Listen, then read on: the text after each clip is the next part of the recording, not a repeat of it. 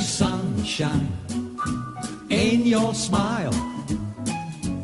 Bring me laughter all the while. In this world where we live. Hi, I'm Thomas. Hi, I'm Talia. And we interviewed Alvin, a band leader. When we met him, he had full to the brim of quirky anecdotes and making us laugh all the time. It was amazing as to how clear and precise his memories were. We really enjoyed the experience of interviewing Alvin. I think that he brought the elderly generation and the younger generation closer together.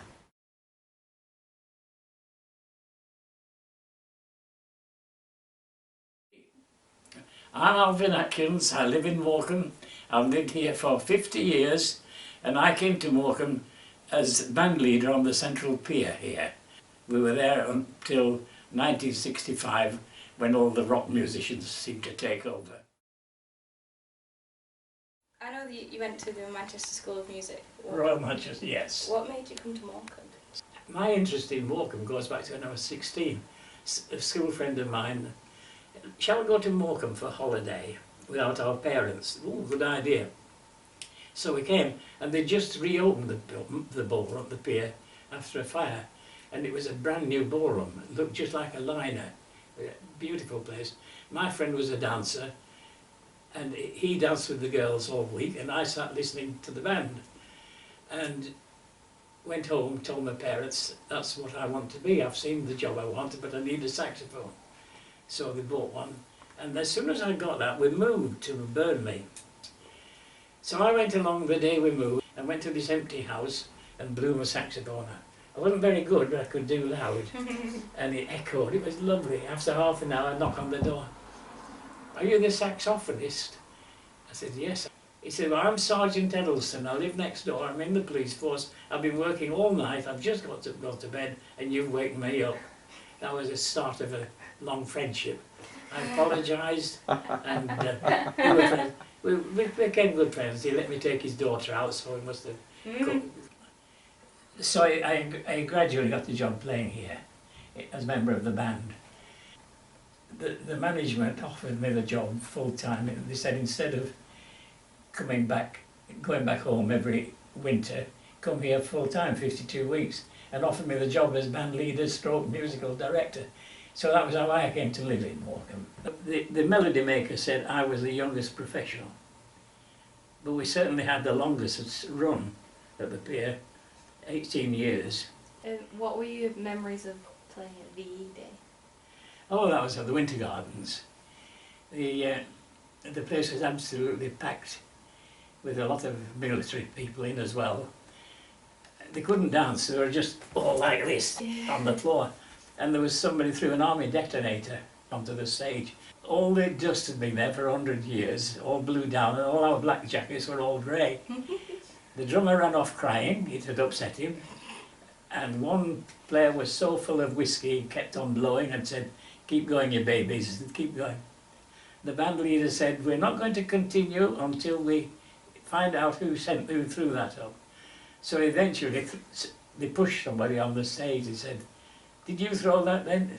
No. So they couldn't do anything about it, just carry on. You did a lot of announcing engagements. Oh, engagement, oh yes. Give me a piece of paper.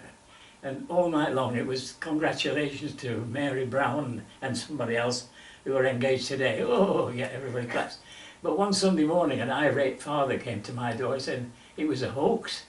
You must never ever do that again without parents' permission. So I was really thumped about that one.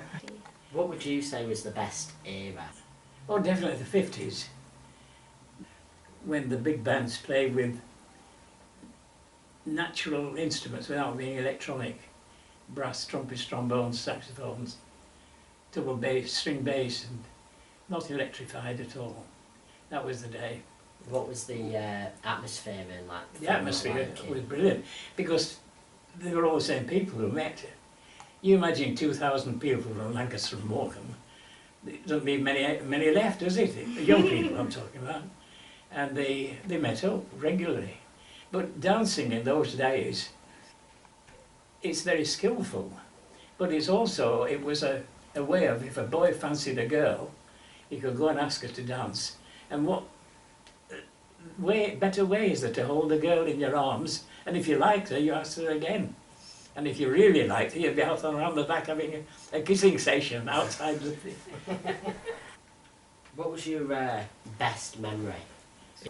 2,500 people every New Year's Eve all singing Auld Lang Syne. That was some moment, was that. What was it like to perform in the hall? To perform there? Yeah. Marvellous. We were playing one Wednesday night and all the lights went out. Complete darkness. We saw the customers going to the cloakrooms and the candles and torches were lit. They got the clothes and went out. And suddenly one of the staff came up and said, "The wiring is burning from end to end. We've got 2 fire engines, 2 police cars outside, and Eddie, the manager, says keep on playing until he tells you to stop." We weren't going to have that, so 10 musicians picked up their instruments and fled off the pier as fast as ever our legs would carry us. I'd been doing a lot of singing as a young boy, so everybody said, "Well, if you're going to college music, you must do singing as well as violin." So I went back to the college for another 3 years as a singing student, and I had to decide whether I was going to do the performers course or the teachers course. And I soon found out the hard way that I wasn't going to do the performers because I was too short. It was no good trying to be in an opera when the girls were a lot taller than me.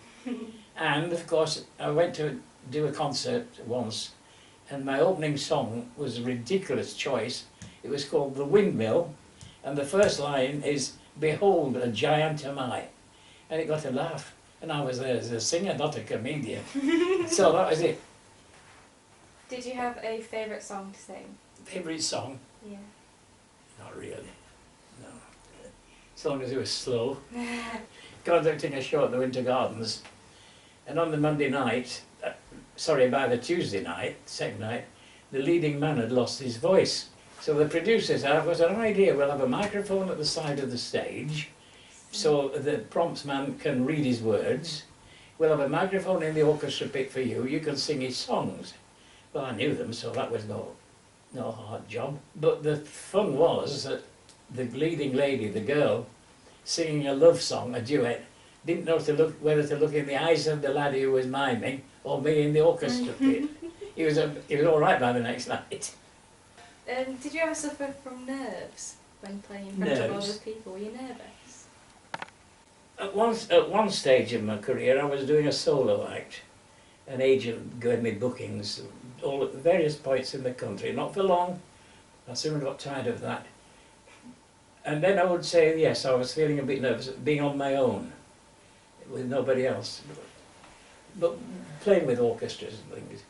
The only time I've ever been nervous, really, is when the BBC push a microphone in front of you and expect you to talk. What were your feelings when the pier blew away? Oh, disaster. Terrible. It was something, when it was on fire, I couldn't describe it. I thought of all the people who years of enjoyment, all the pleasure we'd given them. 2,000 people would be dancing on that floor, and they didn't know that right underneath was the sea. Everybody thought it was a sprung floor on an artificial floor underneath, but it wasn't.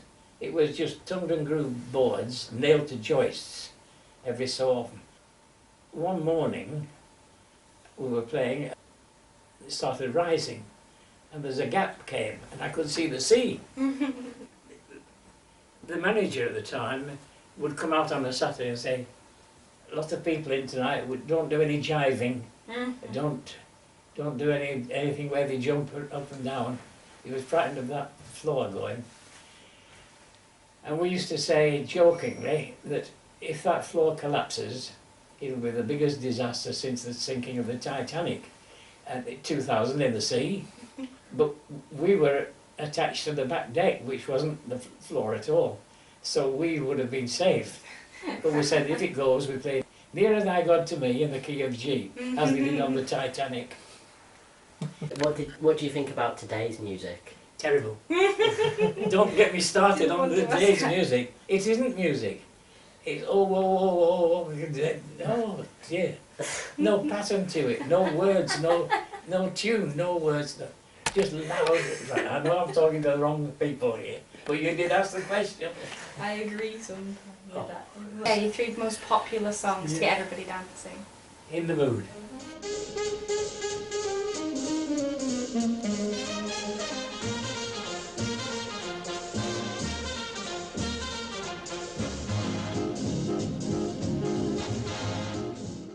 I mean, there were songs with words and stories. Love's Last Word is Spoken is one. I did a recording of that.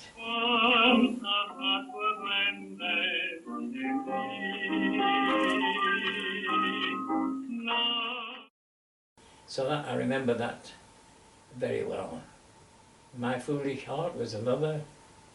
Moon River. One man said to me, not long ago, he said, "You were responsible for more marriages in this town than anybody else." I'm glad he said marriages and not divorces and deaths. Do you miss playing? No. No. Been there and done it all, as they say.